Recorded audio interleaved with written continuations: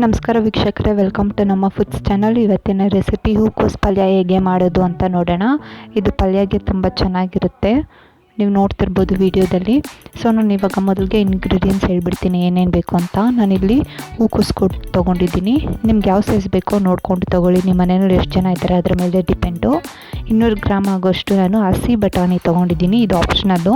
ಒಂದು ದೊಡ್ಡ ಈರುಳ್ಳಿನ ಹಚ್ಚಿಟ್ಕೊಂಡಿದ್ದೀನಿ. 4 ಟೊಮೆಟೊ, ಚಿಕ್ಕ ಟೊಮೆಟೊನ ಅದನ್ನು ಕಟ್ ಮಾಡಿ ಇಟ್ಕೊಂಡಿದ್ದೀನಿ.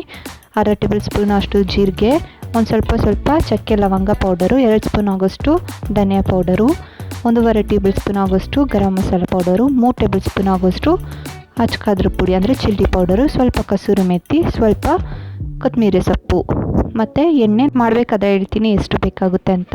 ನೀರು 1 ಗ್ಲಾಸ್ ಆಗೋಷ್ಟು, ಉಪ್ಪು ರುಚಿಗೆ ತಕ್ಕಷ್ಟು. ಈಗ ನಾನು ಒಂದು ಜಾರ್ ತೊಗೊಂಡು ಅದರೊಳಗಡೆ ಕಟ್ ಮಾಡ್ಕೊಂಡಿರೋ ಈರುಳ್ಳಿನ ಹಾಕ್ಕೊಂಡು ಪೇಸ್ಟ್ ಮಾಡ್ಕೊತಾ ಇದ್ದೀನಿ.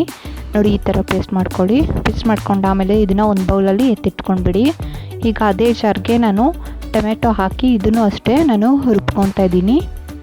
ನಾನು 4 ಟೊಮೆಟೊ ತೊಗೊಂಡಿದ್ದೀನಿ ಆಲ್ರೆಡಿ ಹೇಳಿದಾಗೆ. ಇದನ್ನು ಫುಲ್ಲು ನುಣ್ಣಗೆ ರುಬ್ಕೊಳ್ಳಿ. ನಿಮಗೆ ಬೇಕಿದ್ದರೆ ಸ್ವಲ್ಪ ನೀರು ಹಾಕ್ಕೊಂಡು ಕೂಡ ರುಬ್ಕೊಬೋದು. ನಾನು ಸ್ವಲ್ಪ ನೀರು ಹಾಕ್ಕೊಂಡು ರುಬ್ಕೊಂಡಿದ್ದೀನಿ. ಈಗ ಇದನ್ನು ಅಷ್ಟೇ ಒಂದು ಬೌಲಲ್ಲಿ ಎತ್ತಿಟ್ಕೊಂಡು ಬಿಡೋಣ. ಈಗ ಸ್ಟವ್ ಹಚ್ಚಿ ಒಂದು ದೊಡ್ಡದು ಪಾತ್ರೆ ಇಡ್ತಾಯಿದ್ದೀನಿ. ದೊಡ್ಡ ಪಾತ್ರೆಗೆ 4 ಗ್ಲಾಸ್ ನೀರಾಗೋಷ್ಟು ಹಾಕಿದ್ದೀನಿ. ಈಗ ಇದಕ್ಕೆ ನಾವು ಕಟ್ ಮಾಡಿ ಇಟ್ಕೊಂಡಿರೋದು ಗೋಬಿ ಅಂದರೆ ಹೂಕೋಸನ್ನ ಹಾಕಿ ಅದಕ್ಕೆ ಉಪ್ಪು ಹಾಕಿ ಅದನ್ನು ಕುದಿಸೋಕೆ ಬಿಡ್ತೀನಿ. ಇನ್ನೊಂದು ಕಡೆ ನಾನು ಮತ್ತೆ ಸ್ಟವ್ ಹಚ್ಚಿ ಬಾಣಲೆ ಇಡ್ತಾಯಿದ್ದೀನಿ. ಅದಕ್ಕೆ 10ರಿಂದ 15 ಸ್ಪೂನ್ ಎಣ್ಣೆ ಹಾಕ್ಕೊಂಡು ಜೀರಿಗೆ ಹಾಕ್ಕೊಂಡು ಈರುಳ್ಳಿ ಪೇಸ್ಟ್ ಹಾಕ್ಕೊಂಡು ಇದನ್ನು 2 ನಿಮಿಷವರೆಗೂ ಫ್ರೈ ಮಾಡ್ಕೊತಾ ಇದ್ದೀನಿ. 2 ನಿಮಿಷ ಆಮೇಲೆ ಎಲ್ಲ ಪೌಡ್ರನ್ನೂ ಹಾಕ್ಕೊತೀನಿ.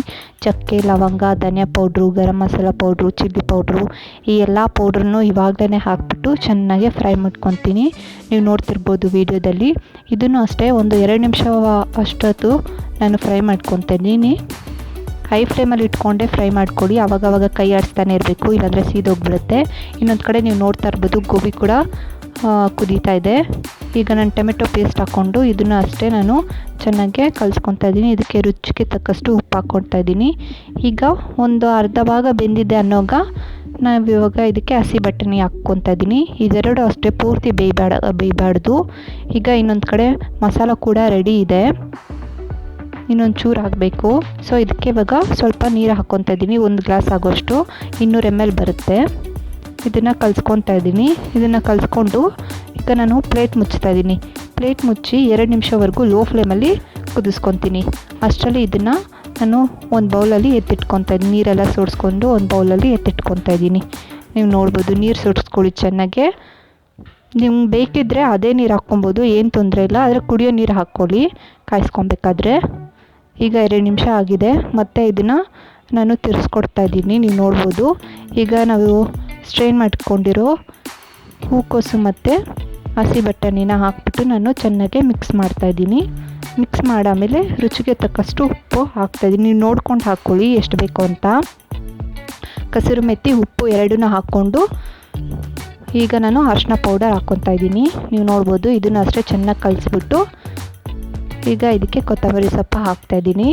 ನೋಡಿ, ಇಷ್ಟೇ ವೀಕ್ಷಕರೇ ಮಾಡೋದು. ತುಂಬ ಸಿಂಪಲ್ ಆ್ಯಂಡ್ ಈಸಿ. ಈಗ ಇದನ್ನು ಚಪಾತಿ ಜೊತೆಗೆ ಸರ್ವ್ ಮಾಡ್ಕೊಂಡು ತಿಂದರೆ ತುಂಬ ರುಚಿ ಕೊಡುತ್ತೆ.